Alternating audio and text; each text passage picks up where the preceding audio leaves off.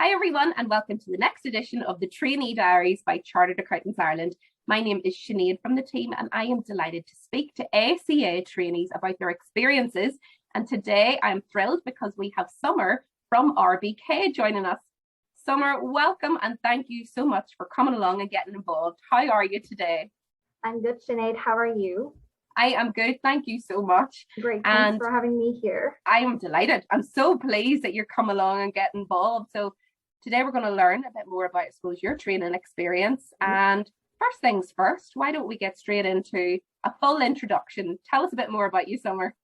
Yeah, so my name is Summer. I'm working at RBK Chartered Accountants. I'm a senior now, and I'm doing FAEs this year. Fantastic, the final hurdle. Well, we'll learn more about that just shortly. But one thing folk are always keen to learn about is how do people come to end up in chartered accountancy? So will you tell me a bit about your entry route into the profession? Yeah, so I graduated from my secondary school. I wasn't really sure what I was going to do. So yeah, a close friend of my mom, like he was an accountant, and he's like, oh, why not try accounting? And I'm always interested in doing something with business. So I was like, oh yeah, that's a good idea. Maybe I could give it a go. And we did bookkeeping back in secondary schools as well. Like, so I do have a bit basic. So I wasn't really struggling at first year, and I actually find myself enjoying doing this. So yeah, and I ended up doing ACA after my degree. Yeah, that's my route of entry. Fantastic. I love that. And that is quite common. You know, people don't realize what they want to do, but maybe a business interest, and they maybe have a family friend or someone in their life that perhaps influences them or gives them a bit more information. So fantastic. I love that. Brilliant. Well, what about your job now then? So often people want to know, well, what do trainee chartered accountants get up to? So will you tell me a bit about your role then at RBK? Right. I guess that as well, this depends on if you're a first year, second year, or third year. So you kind of have a different roles every year when you progress. And so when I started as a junior, you're getting more like basic stuff, like a few basic sections like buying sections, the fixed asset section, and you're always having someone to support you, like your senior to semi-seniors there, like to help you with your queries. And once you progress to second year and third year, obviously, like as a senior, you'll definitely get more responsibilities, and you definitely have to work from the planning stage to completion stage, but as well, like you'll have someone to support you at that stage. Brilliant. And you know, that is what's expected. I suppose you build on year, and having the support of you know, a team working around you in that peer group and that camaraderie as well, really helps with the development piece as well. So thanks for talking through that, Summer. Well, what about the early days, if you can cast your mind back and remember, because sometimes there's a trepidation or a nervousness about what happens in day one or week one or month one. Are you thrown in the deep end, or is there training? How does that all play out in reality? How did you find your early weeks? Yeah, so yeah, when I started for the first week, I was really nervous because this is basically my first office job, like after, you know, the college. So yeah, I don't know what was I expecting, and yeah, I was really nervous. But when I started there, like everyone was really friendly. That's a relief. And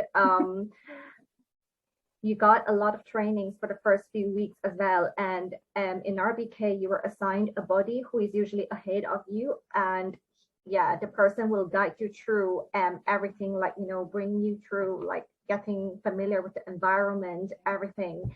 And they'll guide you through the work. And yeah, I think that's really a great thing there. Like there's someone there to support you. And yeah, and I think it's a great time for you to make friends and remember everyone's name there and nights out. Yeah, I think it's a good time to bond a relationship with your colleagues and to meet the new people there in the job life. Yeah, I love that buddy system. That's great. It makes such a difference knowing that there's somebody there further down the path that you know, can obviously rely on, call upon if you're uncertain about anything. And the other thing is, I know you guys take on trainees en masse. You know, there could be 20 plus trainees in a given intake. So you are one of many. You're never alone, and it's great having that support in a big group. Brilliant. Well, look, the other thing I like to ask Summer is the reality of juggling everything. So obviously you're working full time and you are studying. How do you find juggling everything?